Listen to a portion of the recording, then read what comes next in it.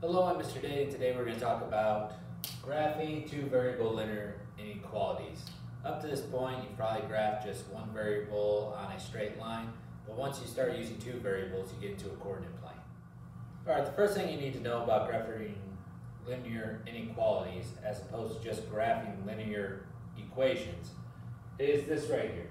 So in an inequality, you have less than, greater than, less than or equal to, greater than or equal to. So, because you have different signs besides the equal sign,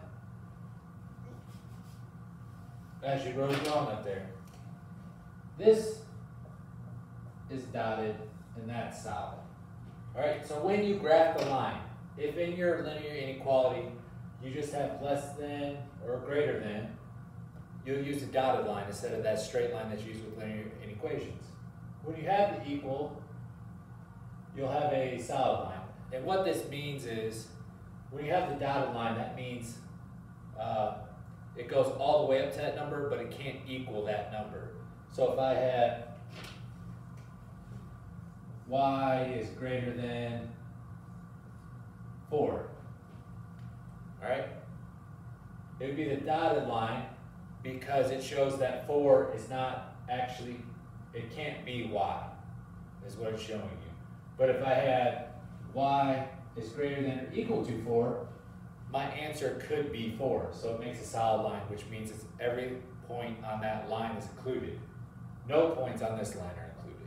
All right, we're going to start with some very basic graphing, and then we'll get a little bit more difficult. Our first one is y is greater than or equal to 2x minus 1. So you graph it the same way from the same idea. So you start with your y-intercept of -1, and that's where you start. All right? Now, so it's -1 is my y-intercept. My slope is 2. So rise over run. So I'm going to rise up 2, and I'm going to go over 1. Because it's a positive slope, my line should look like this, and it does. But now, this is where the big difference starts. One of the big differences, there's two. This is greater than or equal to. So am I going to have a solid or a dotted line? Will all the points be included or won't they? In this case, they're all included, so I just make a solid line. But that's not it. So now we have to shade one side or the other. How we shade, or this is how I shade. There's ways to do it, but I always do it the same way. I find a point, and the point I always use, unless it goes through it, is 0, 0.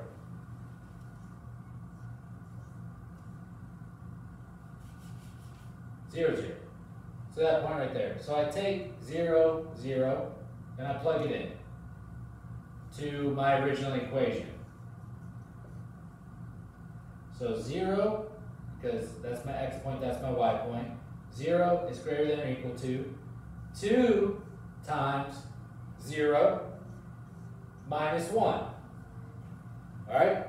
So then I get 0 is greater than or equal to -1. Now, this is the part that everybody gets messed up. It's not plugging it in, it's not solving it. Right? Does that make a true or a false statement? Is 0 greater than -1? Greater than or equal to -1? Yes, it is. So because this is a true statement,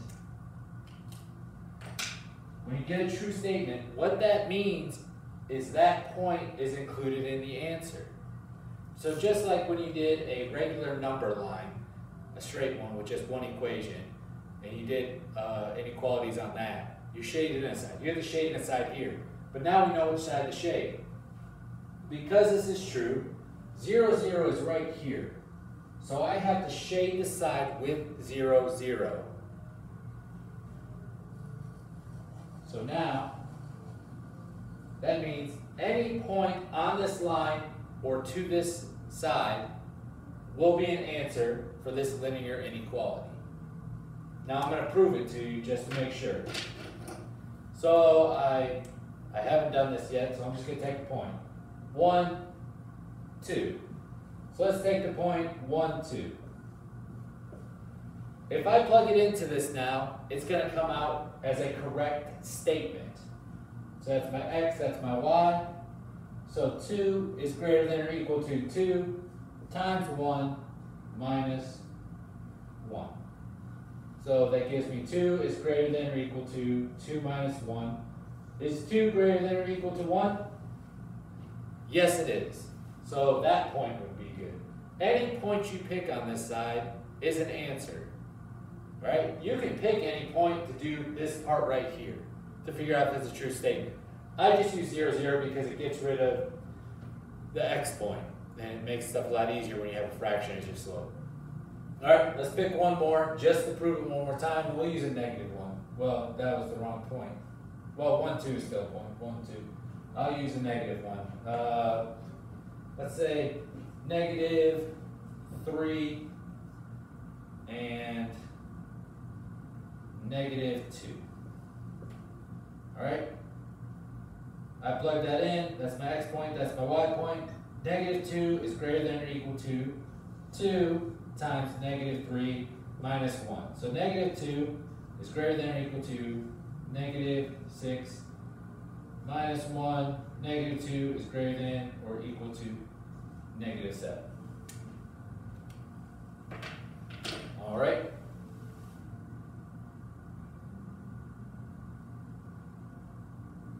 Does that make a true statement? Yes. Negative 2 is greater than negative 7. Now don't get that confused with your negative numbers.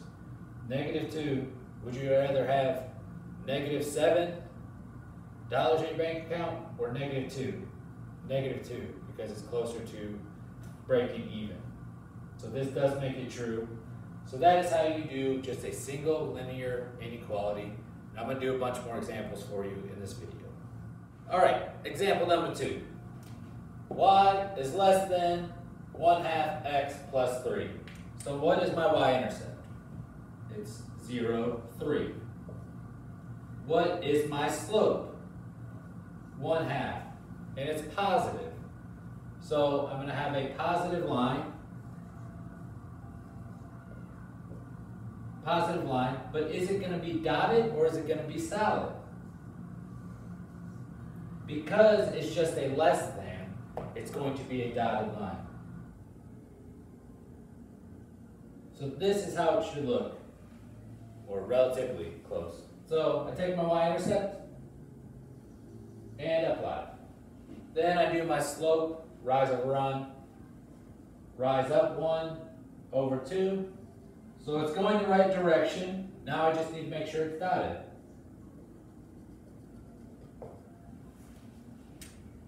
So that part is almost completely like it was, besides just figuring out if it's solid or dotted. Now this is just the tricky part. If you have another way you want to do it, that's fine. This is just my way of showing you, just a way of doing it. So I plug in the point 0, 0. So 0, well, I'll write out the whole thing again for you. Y is less than 1/2 x plus 3. So 0 is less than 1/2 times 0 plus 3. So 0 is less than 3. Does that make a true statement? Yes, it does. 0 is less than 3. So 0, 0 is one of my answers, because that makes that true. So which side do I shade? Do I shade the side without 0, 0 or with? With, because it's a true statement. So every answer not included on the line, because not equal, all these are answers. And I will prove it to you once again, just to show you. We'll take the point, we'll make something easy, 2, negative 1. So I'm going to take the point 2, negative 1, and plug it in. Now, based on what I've found, this should make a correct statement when I plug it in. So, negative 1 is less than 1/2 times 2 plus 3. Negative 1, that gives me 1 plus 3, so negative 1 is less than 4. Is that a true statement? Yes. So that means this is correct. Now I'm going to show you another example. All right, another example. What is my y-intercept? 0, 1. That's just that number back there. My slope is negative 2/3. So now, what kind of line is it going to look like? Is it a positive slope or a negative slope? It's negative. All right? But is that how my line's going to look? We have to look at the sign. So we have a greater than sign, so just make it dotted. So that should be somewhat how our line looks when we are done. All right, so we plot our first point at 0, 1, and then we try to find the slope.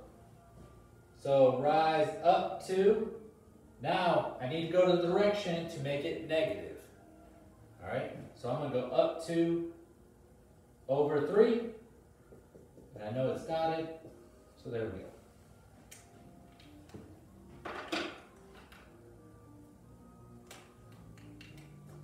Now, our third step, so it's basically in steps. This is our first step, second step, then doing the 0, 0 and shading is the third step. 0, 0, x, y, plug it in. 0 is greater than negative 2/3 times 0 plus 1. 0 is greater than 1.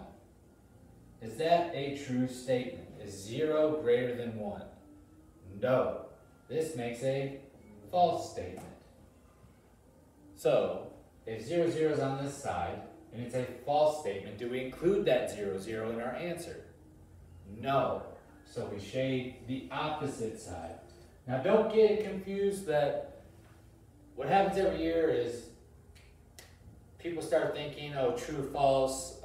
If it's false, it's always going to be top. If it's true, it's always going to be bottom. That's not the case. You always have to do a point to figure it out. Or you think one way or the other, it's just do the point, do true or false. This says a false answer, so you don't include 0 in your answer. It's that simple. Now I'm going to do another one just to make sure that we were correct. And I'll take the point 3, 3, 3. So x, y, 3 is greater than negative 2/3 times 3 plus 1. So 3 is greater than negative 2 plus 1. Negative 3 is greater than negative 1. Is that a true statement? Is 3 greater than negative 1? Yes, it is. So this is correct. Now we are going to do one more. All right, for your last problem. This is more of a little equations idea, but if you didn't get little equations, I'm going to show you now. And I did this in another video too.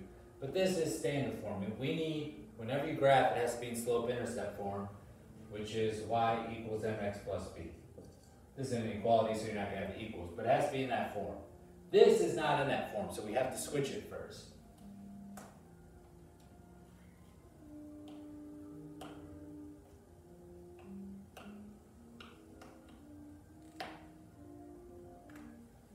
My marker messed up.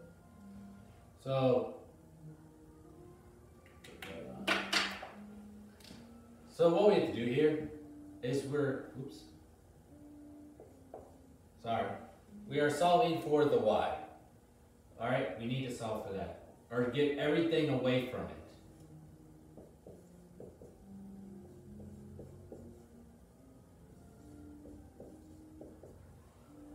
All right, is everything away from the y? This is just like solving anything else. It's like solving for the x. But because you have two variables, you're not going to get an answer. All you're going to get is an equation. So now the y still has something. So I divide it. That gives me y. That gives me, because that was negative, gives me 1/2 x. That gives me negative 2. Now, here's the thing that messes most people up. We divide it by a negative. All right, we all get caught up in graphing and all we got to do is write a line and that, but you forget about the most important thing about inequalities. When you multiply or divide by a negative, you switch the sign around. All right, and that is our new equation. I'm going to check it just to make sure. Subtract 2x, subtract 2x, divide by -4, divide by -4, divide by -4. The negatives go away, make it positive. 1 divided by 2. Simplifies down to 1/2. And that gives me -2. Alright, now we're going to graph it. I'm not going to write everything out this time. If you need to see that, go back to the other videos. And then 1/2. Since 1/2 is going to be positive, that direction solid because it's an equal. So rise 1 over 2. Draw my line. Alright, that part should not be hard, graphing it. If you've ever had any trouble with graphing, go back to my graphing video and watch that again.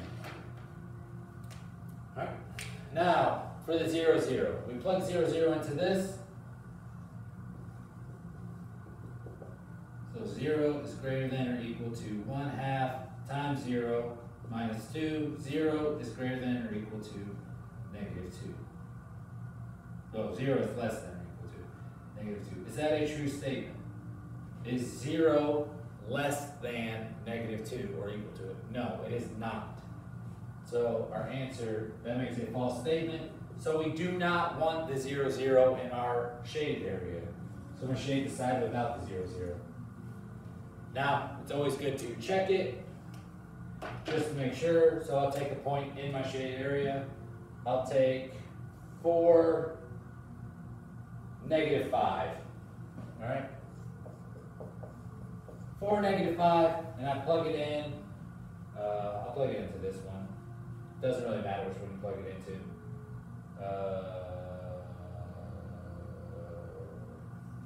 Well, we'll plug it in to the original one. So 2 times 4 minus 4 times -5. Is that greater than or equal to 8? 8 minus plus 20. So 28, is that greater than 8? Yes, it is. That is an answer, and we have the correct solution. All right, this has been graphing linear inequalities. I'm going to have another video over the systems of them, where you have to do 2, and that's your solution. I hope this helped out, and good luck.